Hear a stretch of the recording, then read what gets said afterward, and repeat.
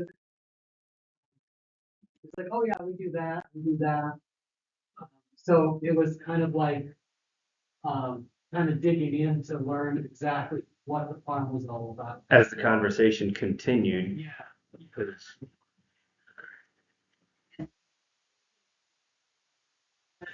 Yeah, like, and those cows, when we got rid of the cows, but then there's cows there, goats too. And that was where I was heading with that, is it was hard to tell at times what was currently being done and what was done in the past.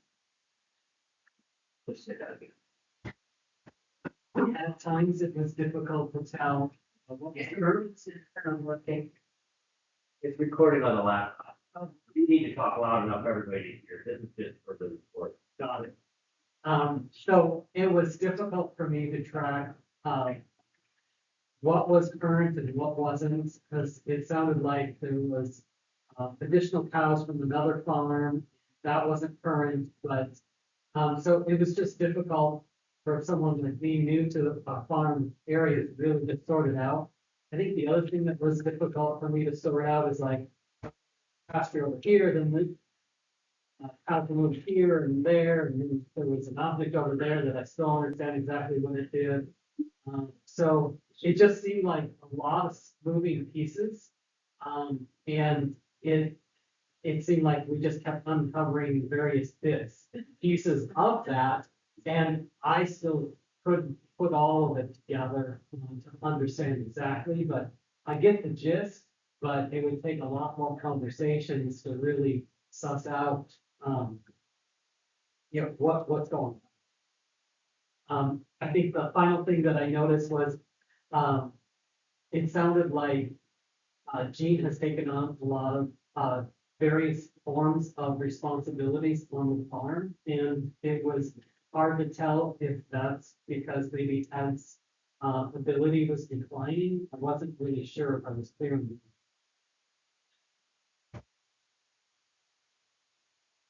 that. Did you understand? Uh, Observation. Anybody else? What, Since you're right here. Yeah, pick up a little bit of what you said, Kevin. It was almost like the past and present for them was the same, and now they're talking about something that was current or in the past. And like, we talked a lot about poultry yesterday, and I saw that there, like, you asked them if they missed the milk cows. And, or they, if, what they didn't, or what about milk cows that, the profit, and they didn't say anything about profit, they just said that it was that the habit, that the fact that they were used to doing that, it was part of their identity. And also, did they say they had goats? I was looking for the goats, and I couldn't find them in there. They were there? Yeah. Oh, yeah. But I went down there, but I scared the cows later, so I figured, yeah.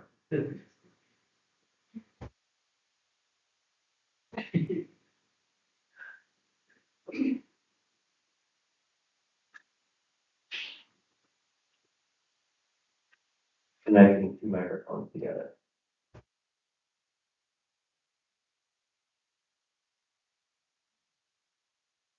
One of these is for amplification and the other one is recording people's comments. So it's, so we're just talking about observations from yesterday. What do you think? I think that, they're just so much like any other farmer that you meet. They do things because they need to get done. And they have a thought process of how they line things up, but it's usually what I need right now. And so your knowledge about, well, why don't we invite another professional in to help with the workflow? And them being accepting of that. I thought that was huge because, over time, you just do things to get things done. And so to recognize that, yeah, maybe we should have somebody come in and check this flow out. We could be, like you said, add that extra area inside the barn. That would make things safer, it would make things better. You wouldn't have to be out in the weather. But it's something that, gosh, I knew not that. And who knows if it would work, because it sounded like they really wanted the equipment right there. But it was something where that fresh eyes, I think, brings to that not something that they've seen as a problem, but something that could make life a whole lot easier. But that just comes from your knowledge or being professional to talk about it. So I thought that was, and her ability to say, yeah, I would welcome it, because a lot of farmers that I've met, they like things the way that they think they thought through them, and they did at the time, but then you keep adding on and adding on. And just like us, we get comfortable doing something, and it's not to pull yourself back and say, wow, maybe I could be doing things a little bit better. So I thought that was really great. I think that your conversation with them, not being pushy, but trying to draw them out, had brought out a lot of things that, like she said that this is what we do, but then we kept adding to it throughout the day because of those things that she just doesn't even think about because she's just done it for so long. So that's kind of very important, pulling that out. And you can definitely see that she just loves what she does, absolutely loves it. I thought that, a lot of her back problem could be that she's on cement all day. And maybe having really good orthopedic shoes or something, or a brace or something could be really helpful. But I just thought it was a great visit, and I just loved all the adaptations that you guys have done. And loved talking about the workflow. And I just love the animals. I'm bummed that I didn't get to see the goats, but that I understand.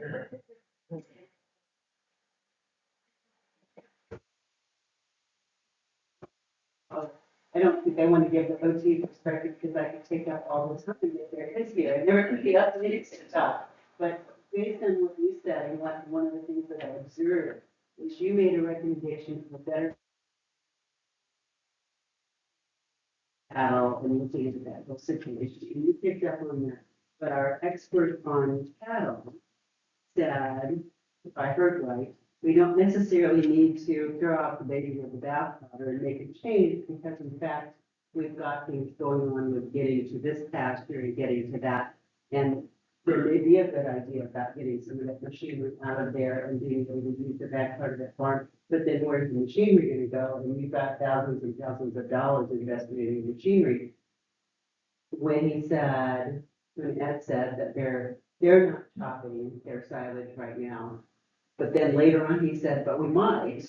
So I picked up on that too. And so we're not ready to get rid of that equipment. We don't know if our daughter's gonna leave her job and go full time on the farm or whatever in the future. And boy, you don't wanna have to reinvest in a bunch of farm equipment if you've got as much nice stuff as they do.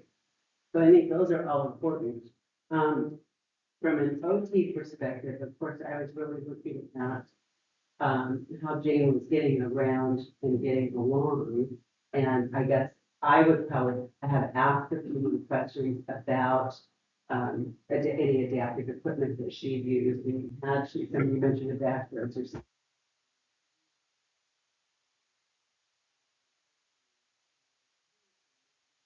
That's some other exercises to help balance not only the ones that get used all the time, but some other ones. But that's not my place as a farm visitor, or observer or assessment kind of thing. So you might have that conversation, but you have to be careful about that being a casual conversation rather than that something that you're recommending.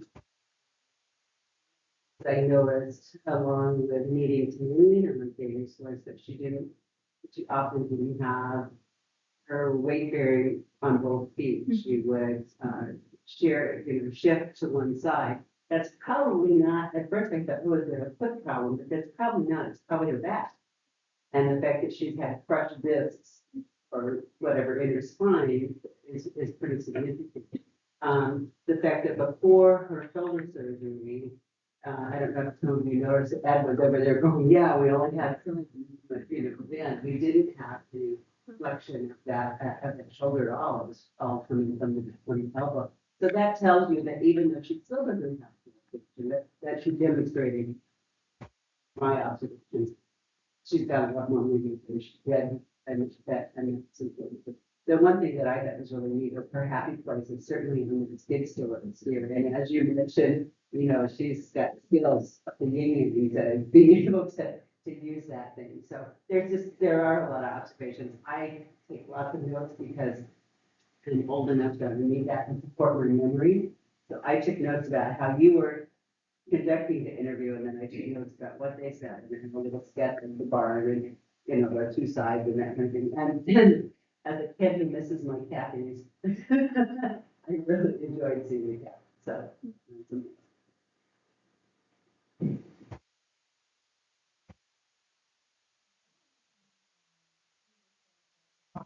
A little chaotic. I can sort of attest to that from the farm visits I've done, especially some of the fishing visits, and something that I feel has helped me with the client, what you're actually going to assessment. So, for instance, there was a client that we have right now that's an oyster farmer, and we saw their mobile workflow, which is on the water. We saw their processing facility, we saw their storage facility. They're also using space from another oyster farm on the river that they fish right now. So that could feel very, very chaotic when you're traveling to these different sites and not totally understanding their purpose or what they're using them for in context. Are they even really using this thing? Why is this factor here? Is it relevant to the work that's being done right now? And so trying to identify some of that, I found is helpful. The other thing that I think can sort of create a little bit of confusion through the visits is when you have this so for instance, I found with one contractors, ideally,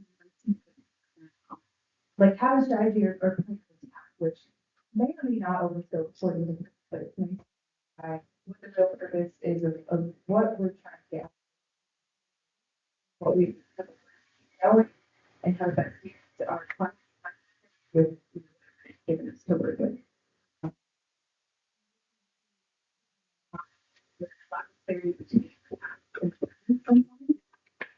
I think that's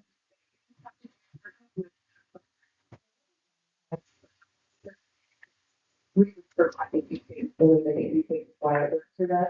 And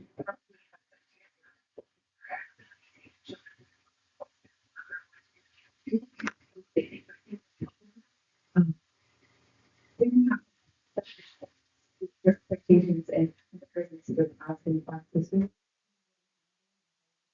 right in present. And so I think I just kind of point when you ask questions and think maybe you did this too. Okay, I want to make sure that we're talking about what's happening here right now today. So what's going on with these cows and what's their last thing I just wanted to note too was identifying certain spaces. So I think what was it? The freestyle alley was identified as a place, like the heifer barn and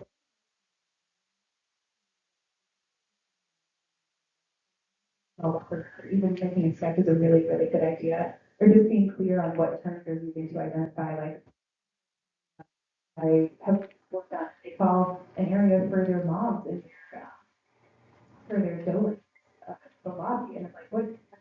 The farm that has lobby, but okay, it's good to know what the spaces now call it.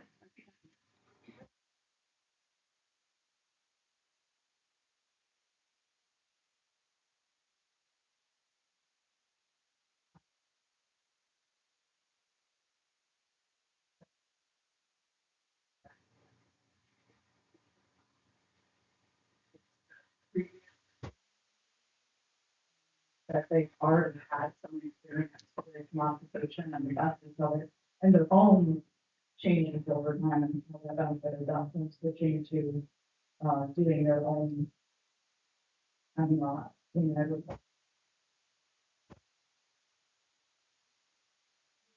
yeah, to having a neighboring farm be somebody that participated in that. And, so just having the context of already having adapted over time, I think speaks well to being prepared to adapt going into the future. And then also is probably a good sign of coping strategies, ability to accept that things change and good for mental health and stress that can come with change. Being in a good place to be prepared for those changes as they come because of the context of having gone through some of that before, both on their own and with outside support. I think that's like in rehab terminology, we would call that good candidate for rehab. Potential good outcomes for students.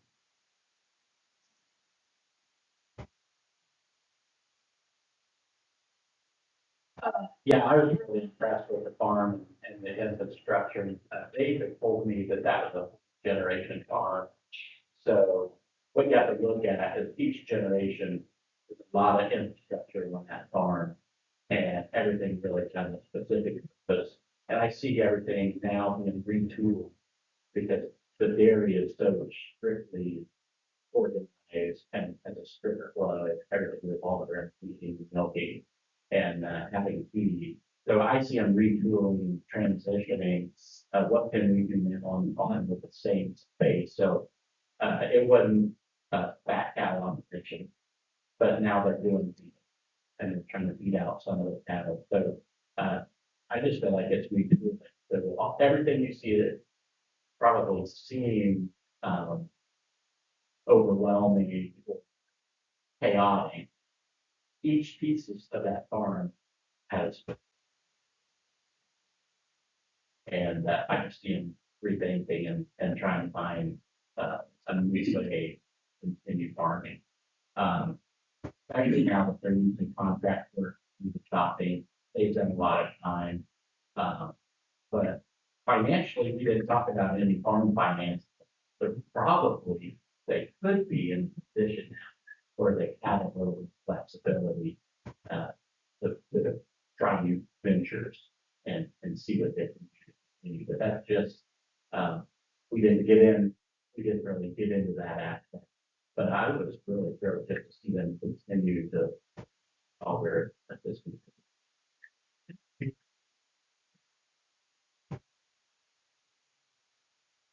You know, when you have young cattle and you're feeding them out. Oh, You're fattening cattle. I mean, as opposed to feeding for milking. And one of the things she did say was they hadn't made a decision when I was asking the seniors and stuff, but she hadn't made a decision. So sometimes Keep that in you have a cow calf operation where the purpose is reproduction, and then you would sell the calf when they're maybe 25% growth. The other operation would be a feeder cattle operation. You're buying the 500-pound calves and feed them out until they're 1,200 pounds, then selling them for. So, I want to move the conversation to the next stage, which is what are some preliminary assistive technologies or concepts that we might want to share with Jane? She's gonna come here at 11 o'clock. And we're not gonna be at the point of making specific recommendations. What stage of the service process would we be at now? Maybe what have we done? We did an interview, observation, and information gathered. We had the referral, we gathered a lot of information, we got a lot of notes. So now we're kind of moving into the plan a little bit. What do we see as goals?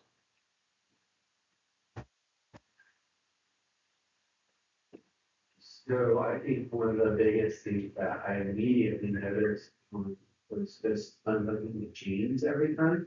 And have to get off the skid steer, unhook the chain, get back on the skid steer, open the gate, put your feet in, whatever you have to do, you go back out, get off, put the thing back on.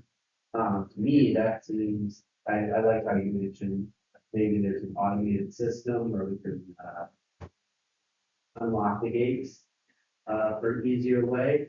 I don't know anything about agriculture, so I don't know if that's a possibility, but I do know that all of, the doors at like the ranch house, I could just push with move locks like that.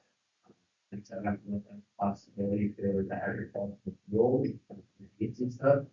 But I think that it shows it's being off the state scale. That creates a lot of fallout.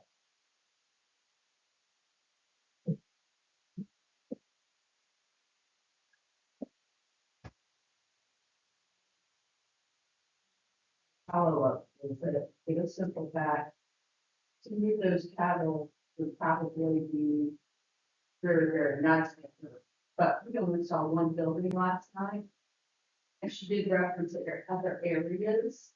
So looking at those other areas and is this something that would truly be done to move them so it makes her work life easier? And then the other thing, she made a comment when they stood here, she couldn't see behind her. So there's very easy cheap fixes with installing camera on that.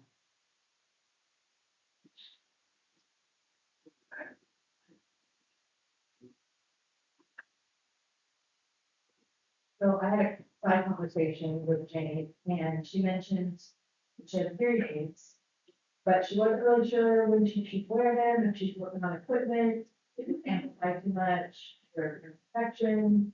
She could go see her OT, but I would think that would be something maybe to follow up on, because that's better for her health. Generally, could be a goal to make sure she understands the better things out.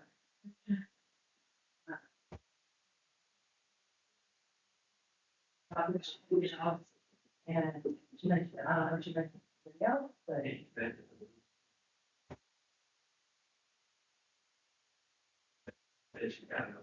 yeah, she could go see, body outline, body color, body color. But like,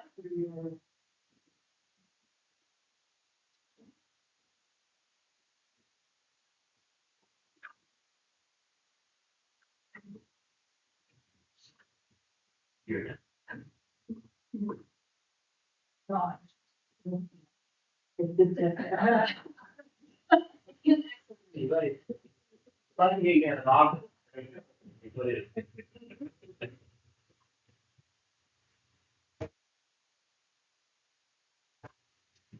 You can see.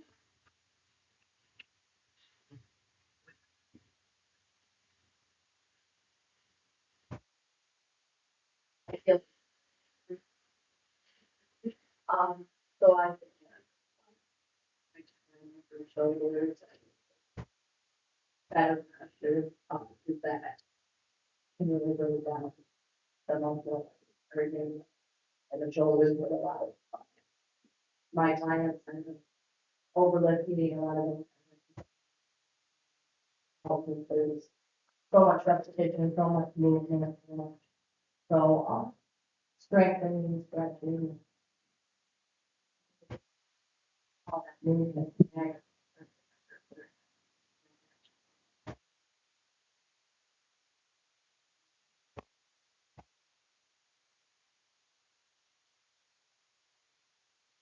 So would you want to come to the farm with me and do those stretches? Is that your thing?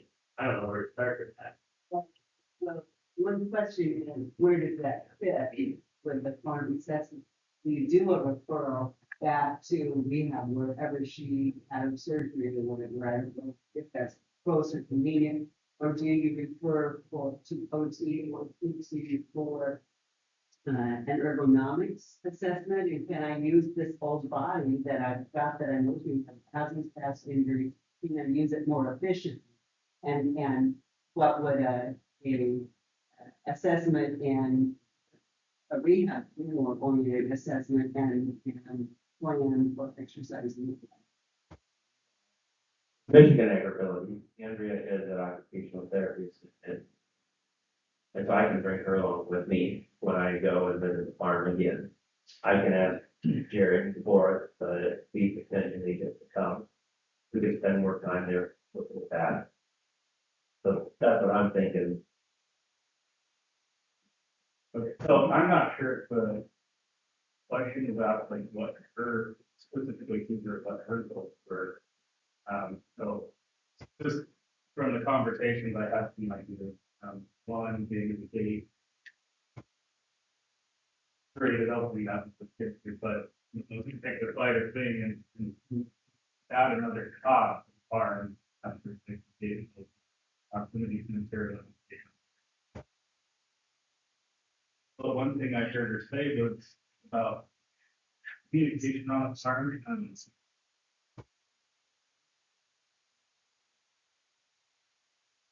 you know, so maybe some radios or something so that she's not stuck and without some help.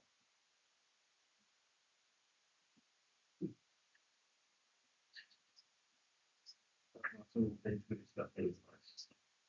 I just wanted to follow up briefly because I like what you said. I'm not sure what the goals are.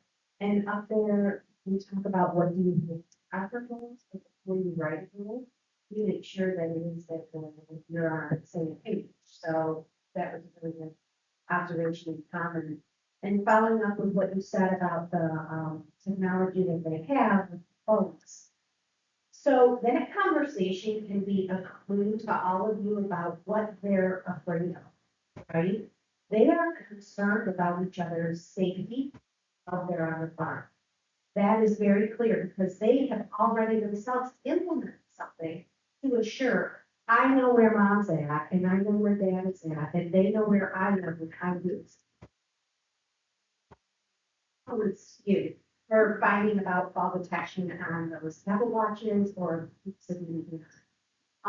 But that to me is a gauge for all of us. What their health and safety is their priority. So I just wanted to make that as an environment. So. Good.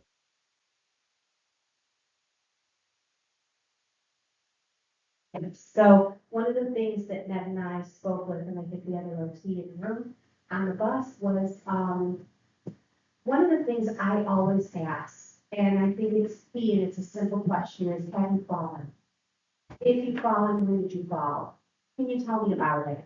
That tells you so much.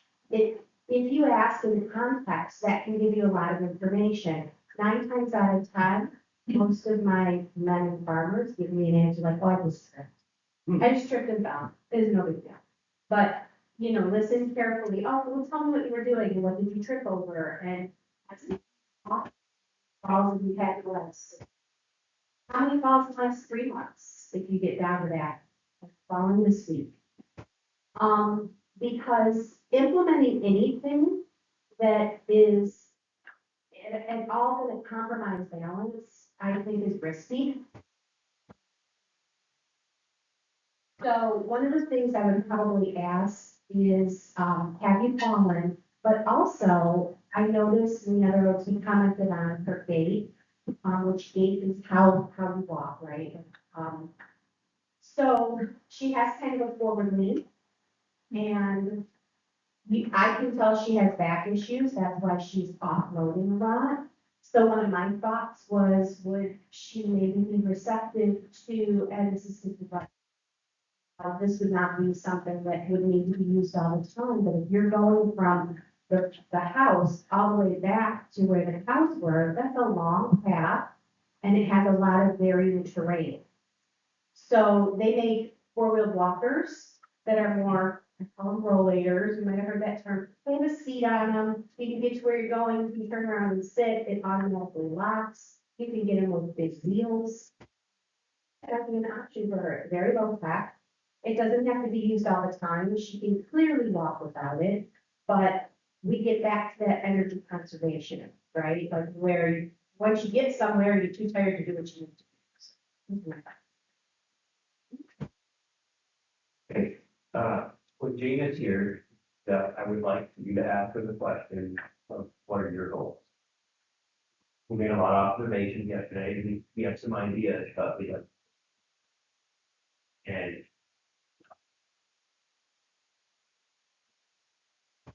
trying to make a little bit of a plan here, that we're gonna have an hour with Jane, there's gonna be another farmer here also that we serve and people to share some of his AgrAbility. But I think that maybe, David, could you make a suggestion about the power opener? If that ends up being more full. To think about that. And Kim, if it seems appropriate during the conversation, if you want to share your thought about maybe a little later. Because it's all conversation. We're not making recommendations. We're not at that stage of the process, but we really do want to try to hone in on this. She mentioned that during the winter, you get kind of, that path, you get kind of sweat. What about, the spikes that fit on your shoes? They're like, they're not Amazon, I don't think they're very expensive, but it's something that inexpensive, people can put it all over. Are If you walk on concrete with crampons and then a trip hazard, it's concrete there.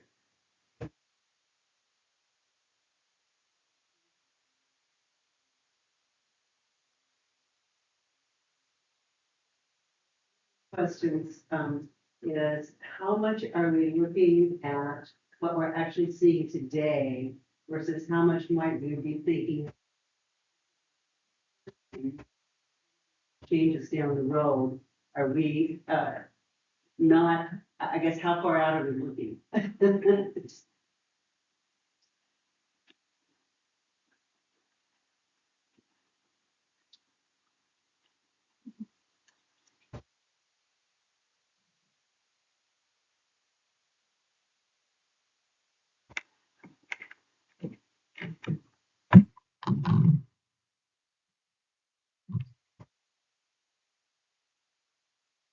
Okay, I would like to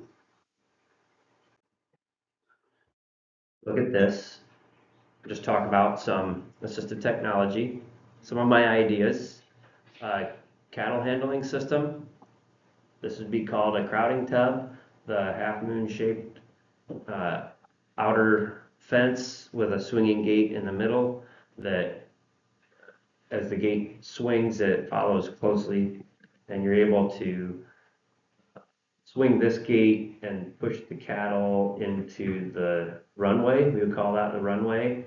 In this picture, there is not a squeeze chute at the end, but that would be the next thing to add is a squeeze chute that the cattle come into. It catches them behind their ears and would restrain the animal so that they can't move around a lot. It can be tightened on the sides so that if we need to give vaccinations or if there's an abscess on the cow's leg that needs to be drained or veterinary care, the farmer is able to do that from a safe place.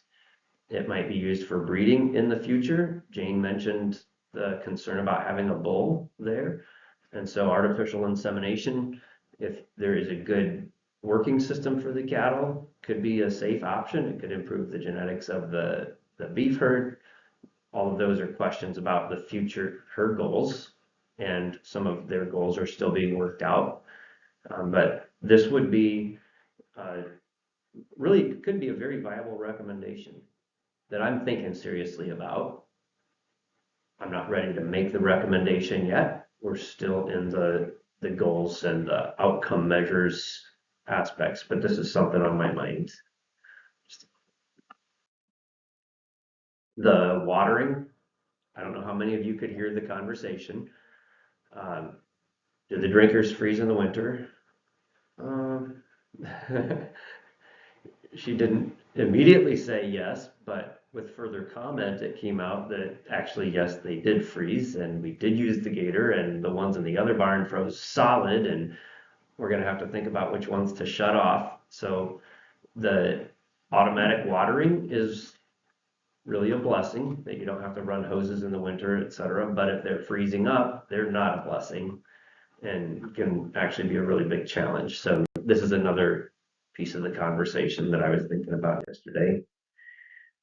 Already the farm has some of these automatic headlocks and they're used extensively in the dairy industry, not so much in the beef industry. And I'm not exactly sure why, other than that beef cattle are bigger and stronger and not as used to being worked with. And so I wonder if these headlocks don't hold them securely enough or something, but they can be very useful. You can flip a lever on these and feed the cattle. As they come up to feed, they put their heads through and it locks.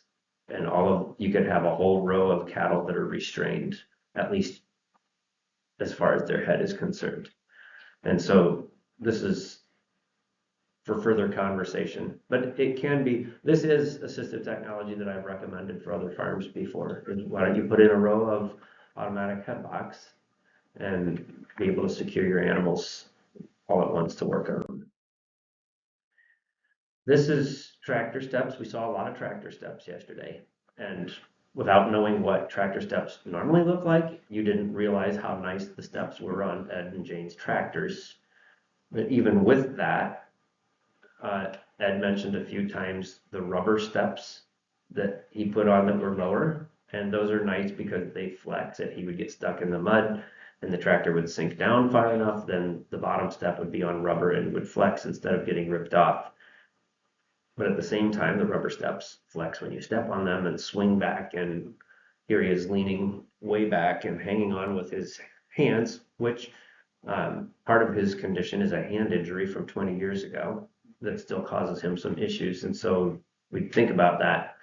This is a fold down step, and it's marked with reflective tape here, see? But this step, after this farmer climbs up onto the cab, he can pull a rope and flip the step up, and it rests immediately on the next step above. So this one addresses the concern of the other operators using the tractor. If this step is flipped up, you can just use the ladder like normal. It's not in anybody else's way, and it works great.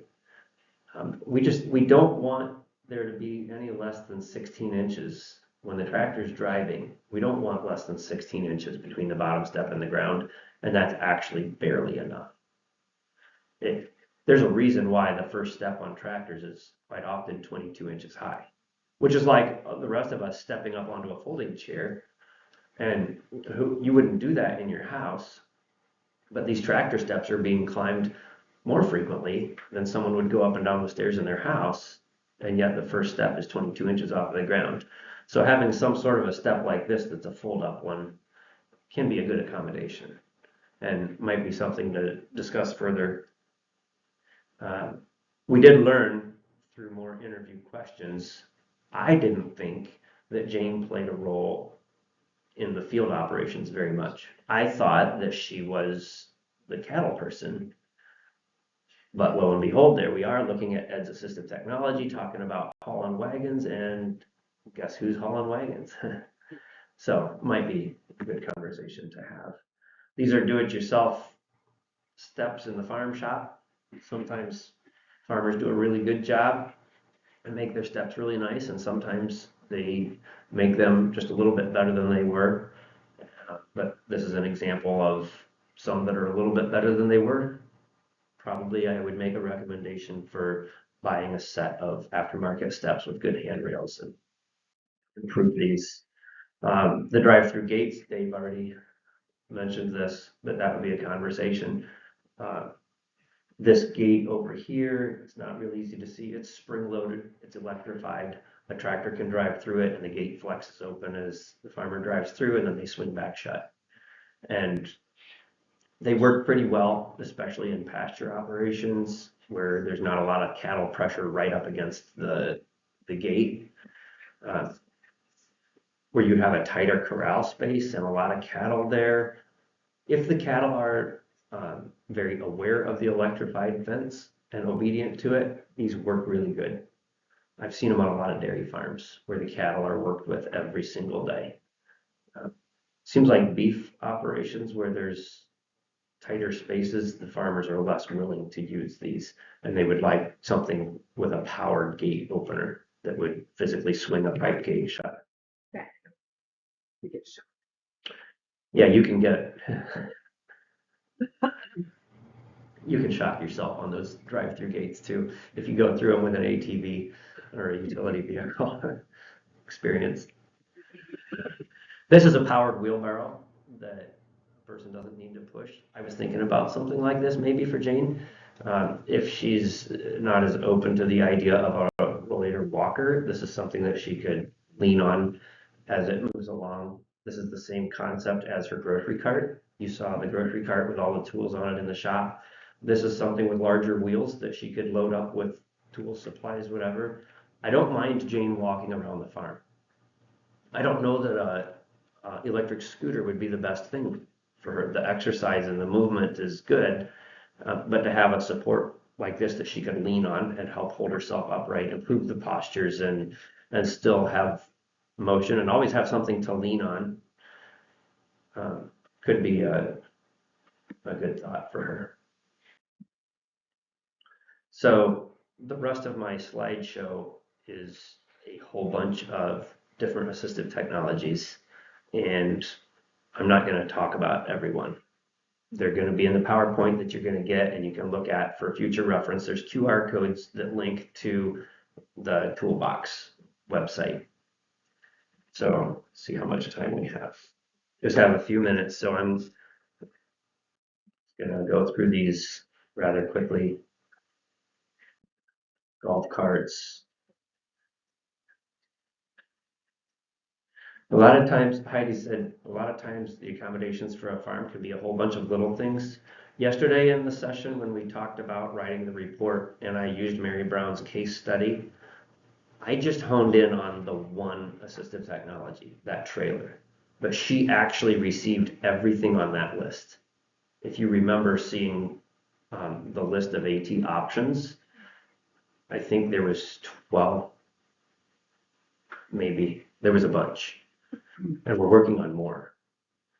But just for that example, how we walked through making the recommendation, I just picked the one. So I wanted to make that clear. Heidi thought that was something to explain today.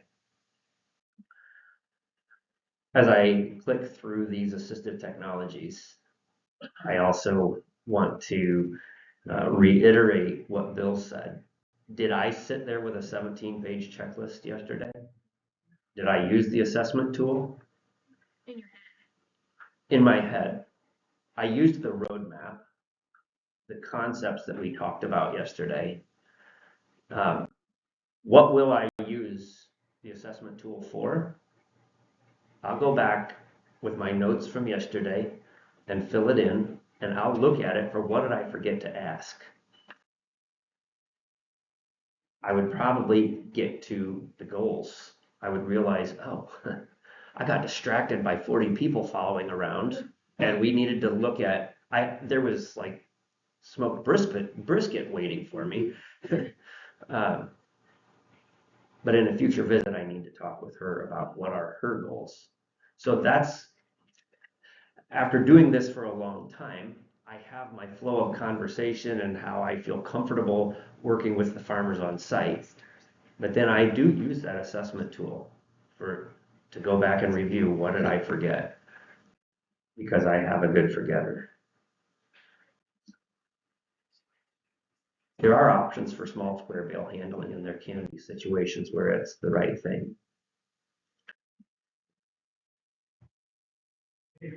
Yes. What is the reason for where around? Some people like the square bales if they have smaller pens of animals in it. A round bale is the equivalent of 20 or more square bales, and if you have 3 animals in a pen, to feed them 20 bales at a time, they're going to waste it. And the round bales, for a larger group of animals, you can handle them with a tractor. They're much more efficient, can handle a lot of hay at once without getting off your skid steer. There is also a market. You can sell the small square bales for a good markup to people who have a hobby farm like ours. My son has 8 goats, and to put a round bale in with 8 goats, but for him to buy a load of hay and feed the small squares is much more convenient. Is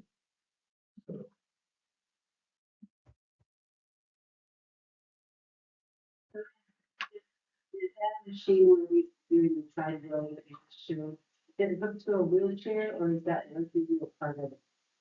I don't remember what it even was, and I can't back up because we're recording. So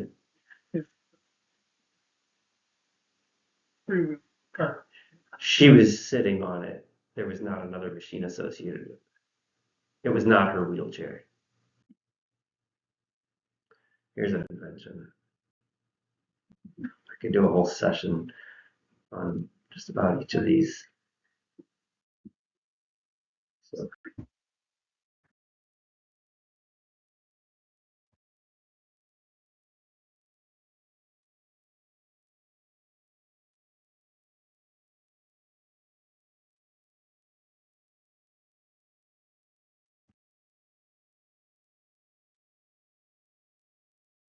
Wayne Bordine is gonna be with us. He might be here already. Not yet. He's coming in. He's gonna visit with us about his flower operation.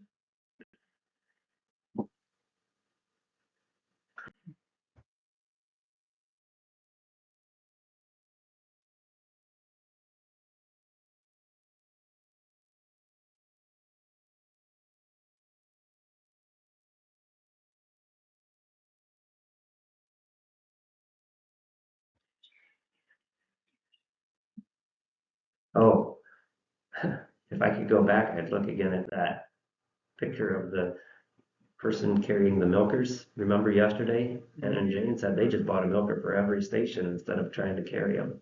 They still have to carry them to water. They had to carry them into Washington.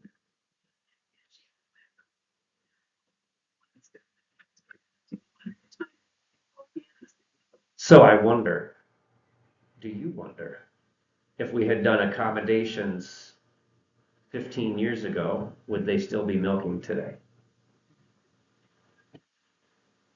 Maybe.